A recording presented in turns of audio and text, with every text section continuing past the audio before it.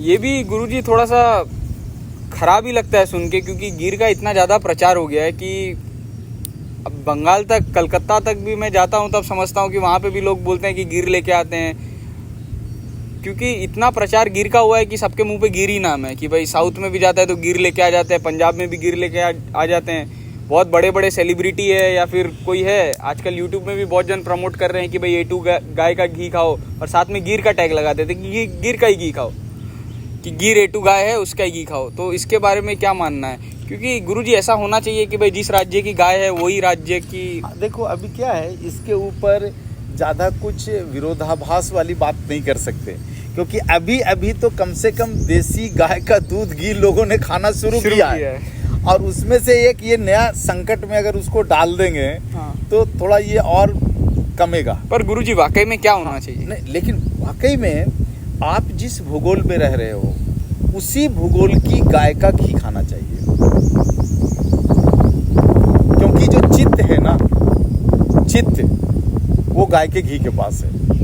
तो आप जैसा जिस गाय का घी खाओगे आपका चित्त वैसा ही परिवर्तित होगा। आपके शरीर की जो प्रतिरोधक क्षमता है वो उसी हिसाब से डेवलप होगी। अब जैसे मान लो कि आप हिमाचल की गाय, 9 मुट्ठी गाय है ना, का घी खा के गुजरात में रहना चाहोगे तो आपके शरीर को बहुत संकट है। तो शरीर को संकट है? बिल्कुल संकट है,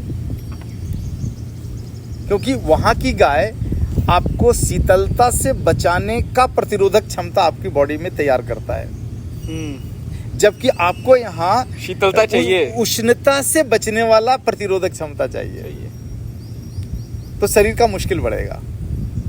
इसलिए घी खाना है, दूध खाना है, तो आप जहाँ रह रहे हो, जो प्रदेश भी मैं नहीं कहूँगा, जिस जिला में रह रहे हो उस जिला की मूल प्रजाति की गाय का गव्य का सेवन करो आप।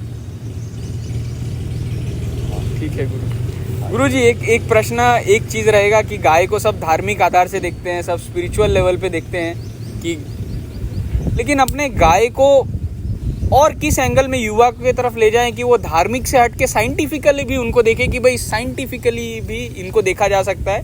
क्योंकि आजकल की नई जनरेशन आती है तो वो बोलते हैं सिर्फ धर्म के नाम पे गाय का यूज़ हो रहा है, लेकिन उसको और किस दृष्टिकोण से युवा के बीच में रखा जा सकता है?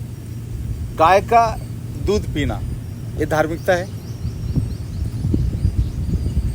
गाय को हाथ जोड़ना, नमस्कार करने में लोग बोलते हैं धार्मिकता है, तो वो गाय के उपयोग में तो धार्मिकता कहीं नहीं है ना?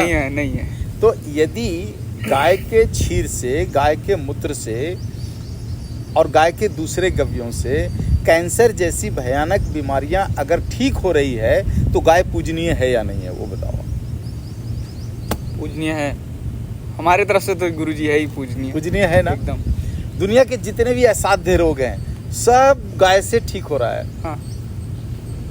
तो गाय देवी देवता है नहीं है अलग बात है, लेकिन पूजनीय है या नहीं है? जब दूध सेवन कर रहे हैं, घी सेवन कर रहे हैं, गौमूत्र सेवन कर रहे हैं, तो पूजनीय तो है ही।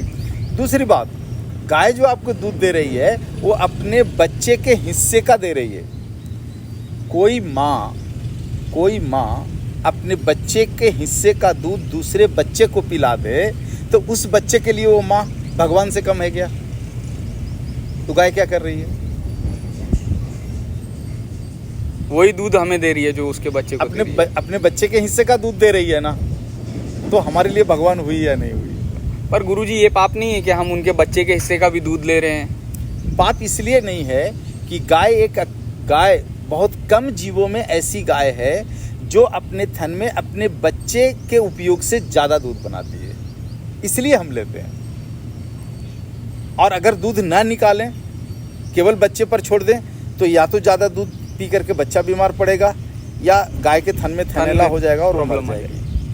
तो इसीलिए गुरुजी हमारे शास्त्र में कहीं दोहन बोला गया है कि 2 थन से 2 और 2 थन हमारे लिए। हाँ, आप गाय के थन से पूरा दूध निकाल लो, उसके बच्चे को पीने नहीं दो तो पाप तो जरूर है। तो लेकिन वो बच्चे का पेट भर जाए उसके बाद बचा हुआ दूध निकाल लेना तो उपयोगी है। क्योंकि वो भी उसके थन में रहेगा तो अच्छा नहीं है। बिल्कुल, उसको थनैला हो सकता है, दूसरी बीमारियां हो सकती है, उन बीमारियों से गाय मर सकती है। बछड़ा ज़्यादा दूध पी करके जो है वो पतला गोबर करके वो बीमार हो सकता है। तो इससे भी काफ़ी क्वेश्चंस का दर्शकों का भी आंसर हो गया कि वो ऐसा बोलते हैं कि ये पाप है गाय के, हम बच्चे का हिस्से का दूध ले रहे हैं। तो ये भी आप लोग का क्वेश्चन सॉल्व हो गया। गुरुजी, और एक बात आप पूछ रहे थे, ये वीगन। हाँ, वीगन वाला कॉन्सेप्ट आ गया आजकल कि भाई गाय के दूध में भी तो माइक्रो ऑर्गेनिज्म है, हम ये क्यों ले रहे हैं। ये आजकल ट्रेंड चल रहा है ना गुरुजी कि भाई कोई भी प्राणी से उत्पाद चीज हम नहीं लेंगे और वीगन में जाएंगे कंप्लीटली। ये वीगन वाले हैं ना, हाँ। उनसे एक मेरा सवाल है कि कभी अपनी माँ का दूध पिया है क्या? तो फॉर श्योर गुरुजी जब जन्मे होंगे तो पिए ही होंगे। तो वीगन कैसे हुआ? और अभी बन रहे हैं वीगन। यानी खुद गुरुजी गुड़ खा लें, हाँ। और दूसरे को कहें गुलगुल्ला मत खाना। खुद तो बचपन में माँ का दूध पी करके बड़ा हो गए और अब बोल रहे हैं कि दूसरे जीव का चीज मत खाओ। कोई ऐसा जीव बता दो है जो अपनी माँ के दूध से वंचित रहा हो। वो तो तो ये जो वीगन वाले लोग हैं ना, उनको कम से कम ये बात कहना चाहिए आपको कि उनका जब बच्चा हो तो उस बच्चे को अपनी माँ का दूध ना पीने दें।